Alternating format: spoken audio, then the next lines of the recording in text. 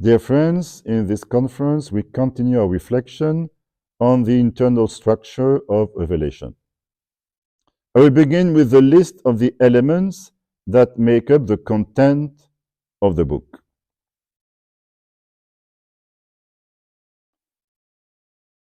You have the first 8 verses, the beginning of the book, and the initial greeting.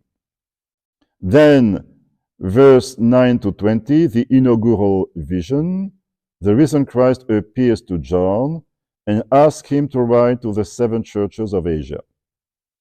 Then, chapter 2 and 3 are the septet of letters. Chapter 4 and 5, the heavenly worship and the enthronement of the Lamb. Chapter 6 and 7, the 7 seals. 8 and 9, the 7 trumpets. Chapter 10, the angel and the little book. Chapter 11, the 2 witnesses. Chapter 12, the pivot of the book, with the vision of the woman and the dragon. Chapter 13, the vision of the 2 beasts. 14, the harvest and the vintage. 15 and 16, the septet of bowls. 17, the great war. 18, the chastisement of Babylon. 19, the word of God and his army.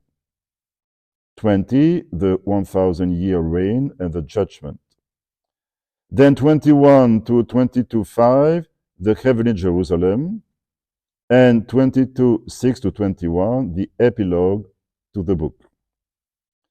Chapter 12 is a pivotal point in the book since the septets of the trumpets and bowls are located on either side, and the story continues beyond the sounding of the 7th trumpet. We also have the 2 mentions of the group of 144,000 on either side of chapter 12, as well as chapters 11 and 13, and we saw that 13 is a recapitulation of 11. The relationship between the 4 septets is complex. The septet of letters is well defined, chapter 2 and 3, and is separated from the next by chapters 4 and 5. The chapter of seals, on the other hand, leads immediately into the septet of the trumpets through an interlocking phenomenon.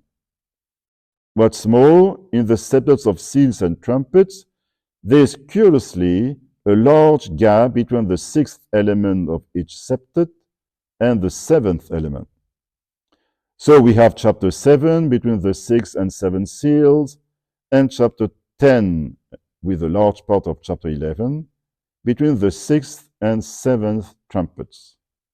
This phenomenon intercalation is absent from the septet of the bowls.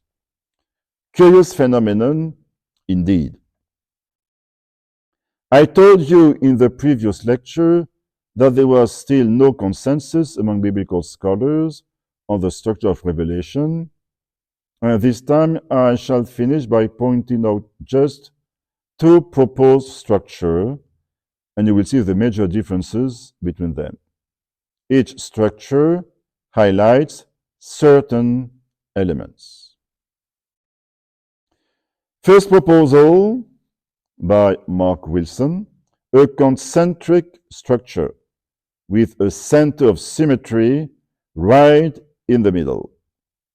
Then you have part A with the prologue and greeting, part B, the 7 churches, C, the 7 seals, D, the 7 trumpets, the angels, the 2 witnesses, E, at the center, the woman, the child, and the dragon. Then D prime, the 2 beasts, the angels, the 7 bowls, C prime, the destruction of Babylon, B prime, the New Jerusalem, A prime, conclusion and epilogue. Now a second proposal by Felise, Tavo. 7 blocks with transitions. First, a prologue, the first 3 verses. Then part 1, 7 messages, the messages to the 7 churches, followed by a transition, chapter 4 and 5. Then part number 2, the 7 seals, followed by a transition, chapter 8, verses 1 to 5, a liturgy of incense. Part 3, the 7 trumpets, from 8:6 to 11:14, followed by a transition, 11:15 to 19. Part 4, first series of vision, from 12:1 to 14:20, followed by a transition, the 8 first verses of chapter 15. Part 5, the 7 cups, 16:1 to 16, followed by a transition from 16:17 to 19:19. Part 6, a second series of visions from 1911 to 2015, followed by a transition, 21:1 to 8. Seventh part, the New Jerusalem, from 21:9 to 22:5, and the epilogue, 22:6 to 21.